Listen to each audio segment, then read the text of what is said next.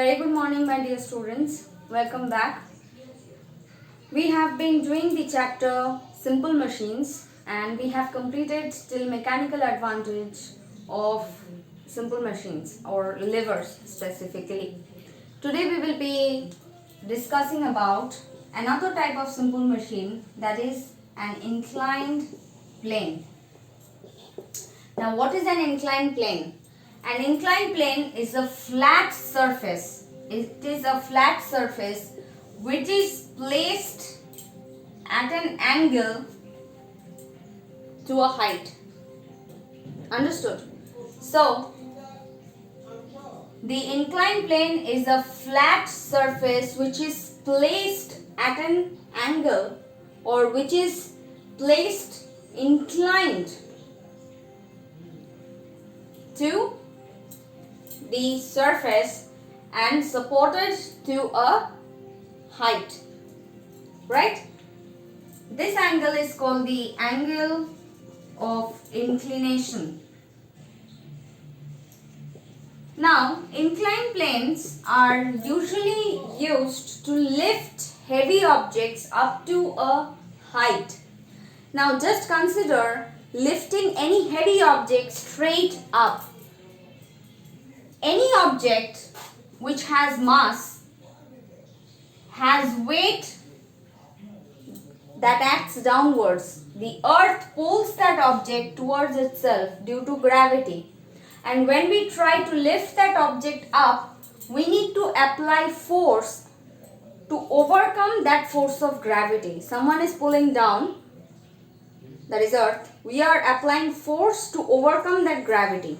So, more force needs to be applied to overcome this force of gravity.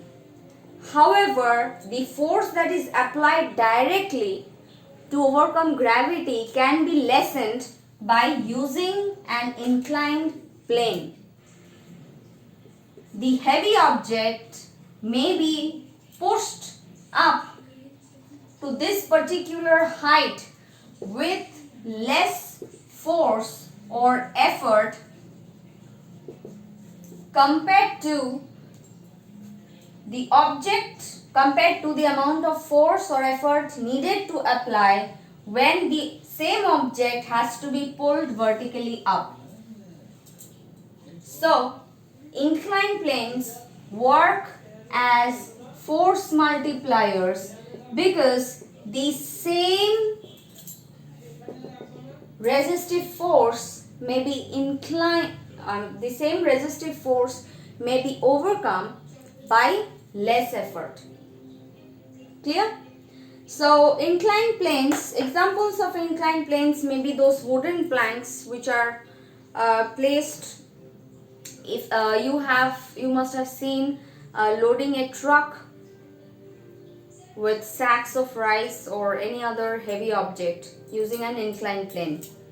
We also see inclined planes in hospitals, those ramps, for which those inclined planes makes it easier to move patients from one place of the hospital to the other or from one floor to the other where the patients cannot move by their own, where they are confined to wheelchairs or they are placed on the stretchers. So, inclined planes work as force multipliers. Next, which is a modified form of an inclined plane, is a screw. A screw is actually an inclined plane which is wound around an imaginary axis, and this winds is called the threads of a screw. It works on the same principle, that is, just imagine you are trying to travel at an higher altitude vertically up. You would have to apply more force, isn't it? Using a rope you are trying to climb.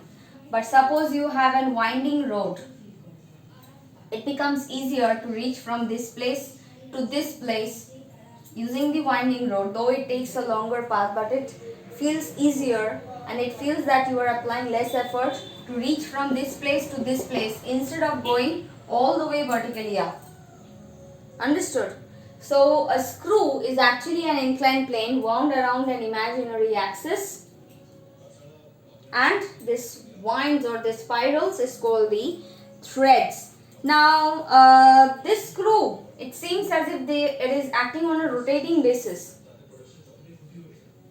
moving around the same axis, though you are ascending, it seems that it is a rotating movement.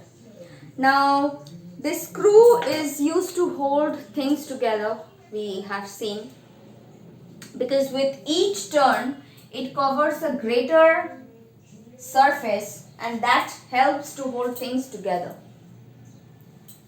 Then a screw is also used to raise a load. You must have seen that when you are trying to lift a part of the car to replace the tires, this machine is used. Then a screw is also used in light bulb holders, key rings, the bottle caps, the winding staircase. Understood? These are all examples, or the winding roads. These are all examples of screws. And the next modified form of an inclined plane is a wedge, where two inclined planes are placed at an angle such that they meet and form an edge which when sharpened can be used for cutting surfaces.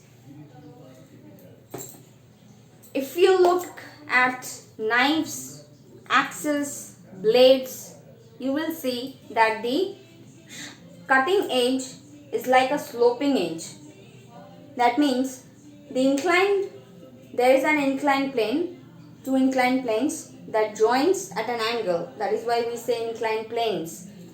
Joining at an angle, and the meeting edge is used for cutting. Again, we have learned about streamlining that we see in case of ships, aeroplanes, boat. It somewhat looks like this, isn't it? The one end of aeroplanes, ships is tapered, it is pointed. So it is like two inclined planes joining, and that edge is used to cut through air or water. Understood? So that is also working as a wedge. So the wedge can be used to hold things together and secure things from movement, as in case of push pins that we use in board stacks or nails. Those are also examples of wedges. So